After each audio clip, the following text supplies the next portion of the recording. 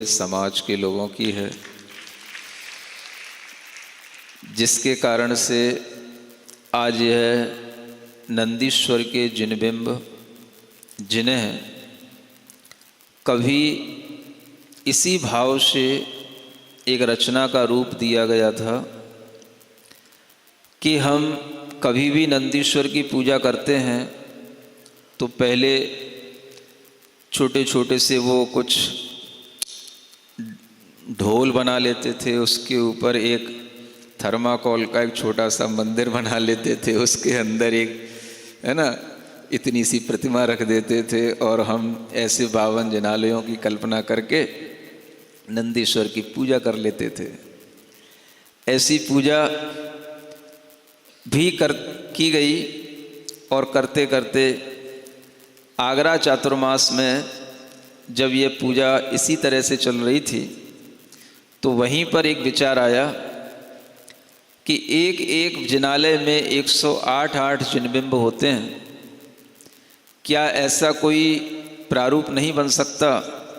कि हम 108 जिनबिंबों का एक जिनालय चलता फिरता तैयार करा लें। और ये वहीं पर उस नंदीश्वर द्वीप विधान की जो रचना और वहाँ पर जो ये महामय विधान हो रहा था उसी समय पर ये विचार आया और अंत में विधान के समय पर इस तरह की उद्घोषणा हुई और वहाँ के लोगों ने तुरंत ही एक एक जिनालय को बनवाने का अपने लिए संकल्प कर लिया। आज वह जिनालय इसी तरह से बनकर के हमारे सामने आ रहे हैं और आपको मैं बताना चाहता हूँ कि जब तक हम आगरा से विहार करके कुंडलपुर गए, जब कुंडलपुर महामहोत्सव था, जिनालय की प्रक्रिया इतनी तेज़ी से बनी, इतनी तेज़ी से मानो ये जिनालय बनना चाहते थे, ये होना ही जैसे निश्चित होता हो कि हम जब तक विहार करके कुंडलपुर नहीं पहुंच पाए उससे पहले जिनालय बन करके तैयार हो गए। और जब वहाँ पर ये महामहोत्सव में प्रतिष्ठाएं होनी थी, बहुत सारे जिनबिंब थे,